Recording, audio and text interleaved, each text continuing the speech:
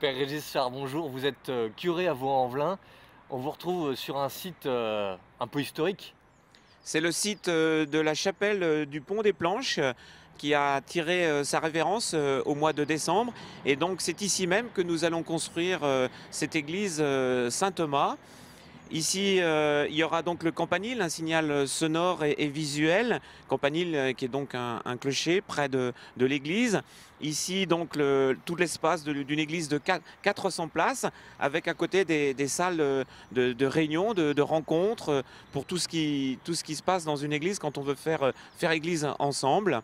Nous l'avons appelé Saint Thomas avec le cardinal Barbarin, puisque nous avons beaucoup de personnes qui viennent de pays qui ont été évangélisés par Saint Thomas. Je pense en particulier aux Indiens Tamouls et aux Irakiens chaldéens. Alors, construire une nouvelle église en 2010 à Vaux-en-Velin, qu'est-ce que cela signifie?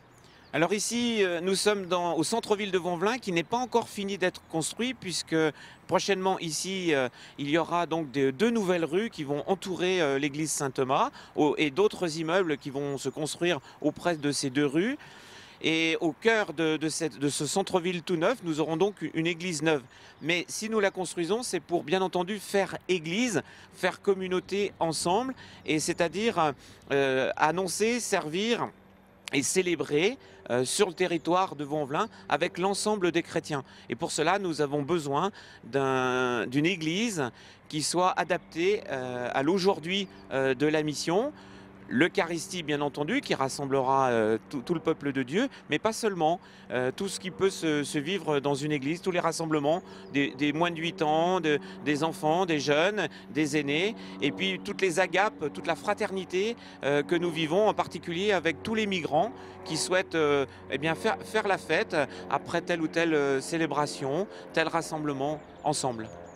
Alors, pour vivre ensemble à Vaux-en-Velin, j'imagine que vous avez besoin du support de tous les paroissiens, mais aussi de tous les diocésains. À quoi les invitez-vous?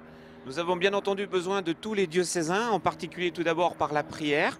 Prier avec nous et pour nous.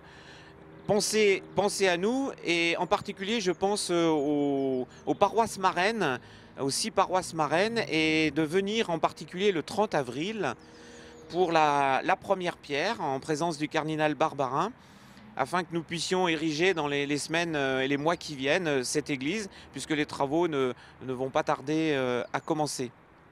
Merci à tous de vos prières, de vos intentions. Père Régis Char, merci.